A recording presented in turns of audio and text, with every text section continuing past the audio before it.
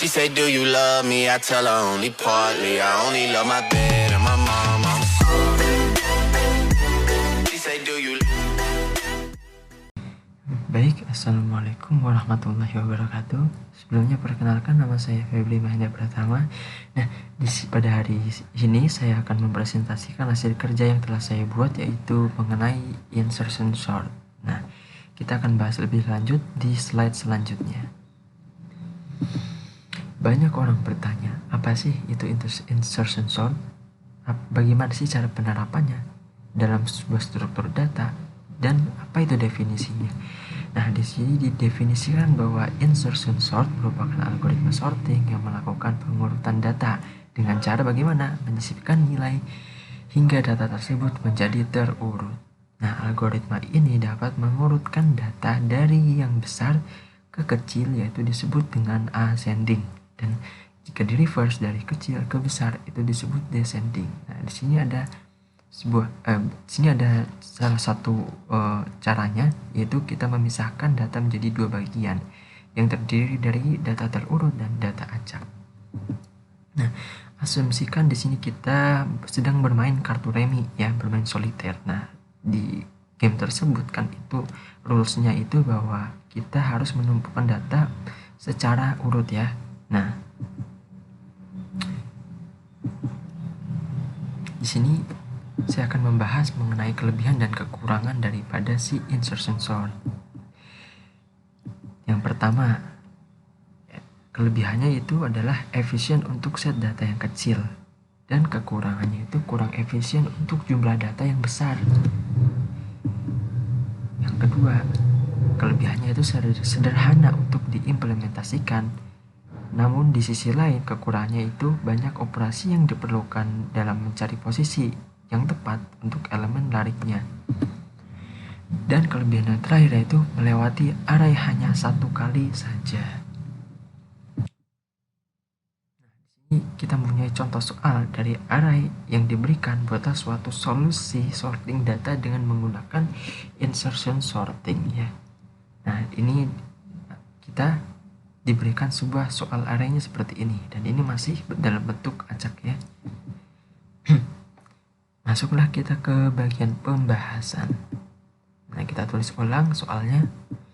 Nah, di sini kita disajikan 5 buah kartu. Ini adalah 5 buah kartu remi dengan masing-masing nilai atau datanya itu ada 5 data, ya. 5 data yang terdiri dari data yang masih acak-acakan, dimulai dari indeks ke 0 dan diakhiri dengan indeks ke-4. Nah, bagaimana sih kita mengoperasikan konsep daripada metode insertion sort itu? Nah, caranya seperti ini. Yang pertama, kita buat ini tanda pemisah, ya. Dan sebelah sini nilai ini merupakan nilai yang sorted atau urut, ya. Default ini menjadi nilai yang urut. Di sini kita mempunyai sebelah kanannya kita mempunyai nilai yang acak-acakan atau unsorted. Nah, saat kita ingin mengurutkan, operasinya itu seperti ini. Si 2 ini dia bertanya kepada 11, apakah ada tempat untuk saya untuk bisa menyisipkan? Si 11 mengatakan, oh tentu ada, bisa, karena nilai kamu itu lebih kecil daripada saya. Maka mari kita bertukar tempat. Nah, si 2 masuk dan si 11 maju. Sekarang tanda pemisahnya berpindah tempat di sini, ya. Dan si 11 ini sudah menjadi nilai yang urut atau sorted. Nah, masuklah data asing di sini atau unsorted, masih acak-acakan nih. 71 bertanya kepada 11, mohon maaf, kira-kira saya bisa nggak menyisipkan tempat di ruangan ini? Si 11 bilang, oh tidak bisa karena nilai kamu itu lebih besar daripada saya. Oh, kalau begitu yaudah, boleh nggak saya meminjam tanda pemisahnya? Maka tanda pemisahnya berpindah tempat di sini. Nah, setelah itu si 71 ini sudah menjadi bagian yang sorted atau urut. Masuklah lagi data asing yang kedua, yaitu 1. Nah, 1 ini bertanya kepada 71, kira-kira ada nggak sih tempat untuk saya untuk bisa menyisipkan di dalam sini? Si 71 mengatakan, oh tentu ada, karena nilai kamu itu lebih kecil daripada saya, nilai saya lebih besar daripada kamu, dan saya telah ditolak di bagian ruangan sebelah kiri, saya ingin mencari tempat di ruangan sebelah kanan. Nah, si 1 ini dia bertanya lagi ke 11, kira-kira ada nggak sih tempat untuk saya untuk bisa menyisipkan di dalam ruangan ini? Si 11 mengatakan, oh tentu ada, masuklah kamu ke ruangan saya. Nah, si 1 bertanya lagi ke nilai atau data yang ada di bagian kiri, di ujung kiri. Nah, dia tanya ke nomor 2, kira-kira ada nggak sih tempat untuk saya untuk bisa menyisipkan di dalam sini? Nah, si 2 mengatakan tentu bisa, nilai kamu lebih kecil daripada saya. Maka masuklah si 1 di sini, 2 maju, 11 maju, dan 70 maju ke bagian yang sebelumnya ditempati oleh data 1. Nah, tanda pemisahnya sekarang pindah di sini, berpindah tempat di sini. Nah, keempat data ini sudah menjadi data yang terurut.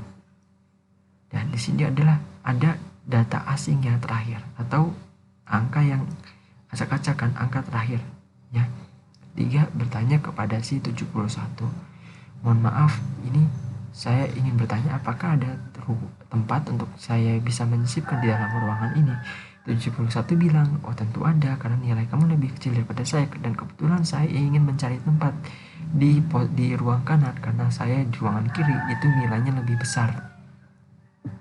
Nah, si 3 ini bertanya lagi ke 11, kira-kira saya boleh nggak bersinggah di ruangan ini? Nah, si 11 dia menjawab, tentu bisa, karena nilai kamu lebih kecil daripada saya. Kemudian si 3 nih masih penasaran lagi, dia tanya ke nomor data ya atau nilai yang ada di kartu ini, yaitu data kedua, data nilainya 2 ya. Nah, dia bertanya, kira-kira bisa nggak sih saya 3 ini ingin menyisipkan di sini? Si 2 bilang, nggak bisa, karena saya ini sudah terurut dan nilai saya ini lebih kecil daripada kamu. Nah, kemudian si 3 ini masih penasaran lagi, dia tanya lagi ke si 1, kira-kira ada nggak tempat atau ruang untuk saya untuk bisa menyisipkan di dalam sini? Si 1 bilang tidak bisa, karena saya sudah nilainya terkecil dan mentok. Coba cari tempat lain. Dan alhasil si 3 ini hanya bisa menempatkan di posisi yang 11 tadi, karena dia memenuhi. Dan seperti ini. Kemudian si 11 maju. Ya, 11 maju dan 71 sekarang menempati di bagian posisi yang data 3 tadi. Dan si tanda pemisah pindah ke bagian terakhir seperti ini, ya. Pindah di bagian terakhir, dan kebetulan di sini sudah tidak ada data atau nilai yang bisa kita sisipkan. Dan di sini muncullah kesimpulan. Kesimpulannya bahwa data tersebut sudah terurut.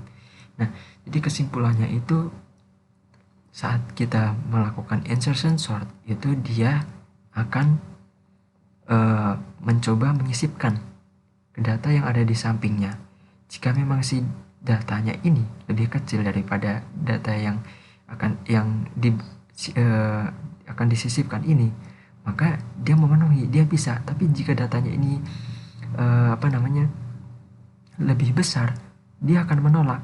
Dan jadi nilai yang ada di sini dia akan menolak, maka si 2 ini dia akan mencari tempat di ruang kanan atau di posisi kanan sini, ya.